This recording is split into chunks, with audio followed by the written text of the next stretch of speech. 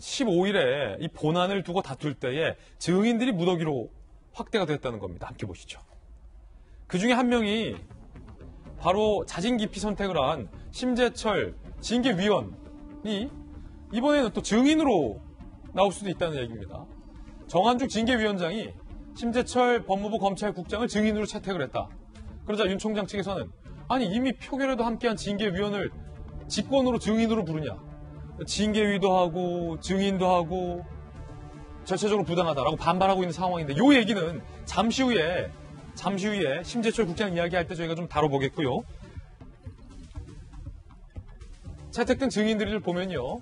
손준성 대검 수사정보 담당관, 박영짐 울산지검 형사 2부장 검사, 류혁 법무부 감찰관, 이성윤 중앙지검장, 한동수 대검 감찰부장, 정진웅 차장검사, 이정화 검사도 추가가 돼서 채택이 됐습니다. 무더기 증인. 이정화 검사는 윤 총장 판사 사찰 의혹이 죄 안 된다는 보고서 내용이 삭제됐다라며 이른바 폭로를 한 인물이고요. 증인 참여 시 윤 총장 징계 절차 부당성에 대해서 윤 총장 측에 힘을 실어줄 것으로 전망이 되고 있는 그런 상황입니다. 김광삼 변호사님, 일단은 징계위원회에 대한 기피 신청은 기각했지만 윤 총장 측이 요구한 증인에 대해서는 채택이 됐는데 한 가지 궁금한 건 이성윤 중앙지검장이 증인으로 채택됐는데 본인이 안 간다고 하면 안 오면 되는 겁니까? 아니면 가기 싫어도 와야 되는 겁니까? 근데 징계위원회는 이제 재판과 달라서요. 이제 강제로 구인해서 이제 증인 신문할 수 있는 그런 권한은 없어요. 징계위원회에. 그래서 그런데 아마 증인을 징계위에서 저렇게 8명 채택했다는 것은 특히 이제 손준상, 박영진, 류혁 이건 윤석열 총장 측에서 적극적으로 추천한 사람들이기 때문에 또 나오겠다고 또 의사표명을 한 걸로 알고 있습니다. 그런데 어떻게 보면 약간 친정부 성향의 어떤 검사라고 볼 수 있는 이성윤, 한동수, 정진웅이 과연 나오겠느냐 그런 생각을 해볼 수 있는데 이제 채택은 했어요.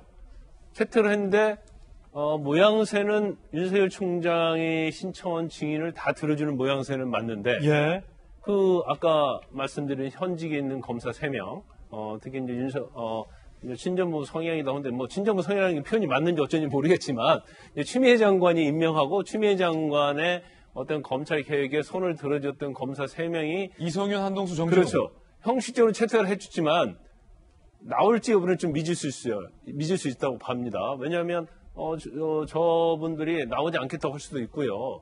아니면 징계위원회에서 근데 채택은 우리는 해줬다.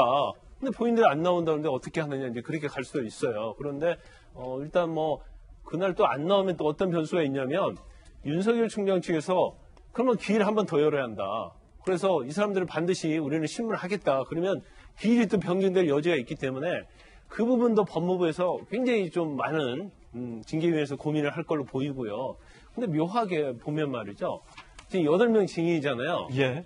근데 이제 머릿수로 보면 윤석열 총장이 물론 7명을 신청했고 징계위원회에서 1명 심재철 검찰국장을 증인으로 직권으로 채택을 했는데 윤석열 총장에게 약간 유리하게 증언할 사람이 4명이고 불리하게 증언할 사람이 4명이에요. 그러니까 4대4가 딱 맞은 거예요. 그래서 징계위원회에서 심재철 검찰국장을 부른 이유가 그런 의도가 있었느냐.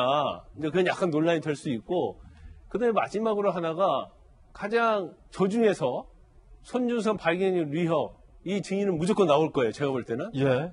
그럼 나머지 이성윤, 한동수, 정진웅, 심재철 검찰국장이 있는데 제가 틀릴 수가 있어요. 틀릴 수가 있는데 그 중에서 심재철 검찰국장은 무조건 나올 것이다.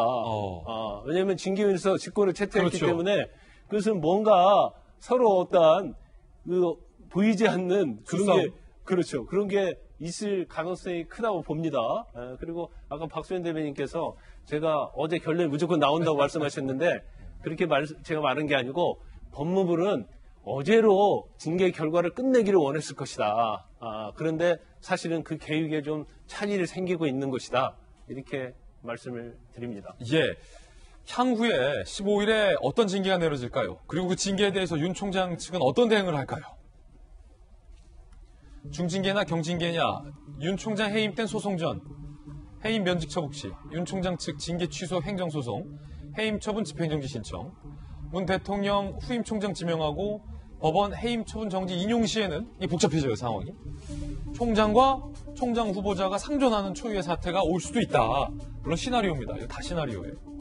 이런 초유의 사태가 올 수도 있다는 거고요. 정직 처분 시. 윤 총장의 임기는 내년 7월. 정직 6개월이 내려지면 사실상 면직입니다. 임기 말까지는 식물총장.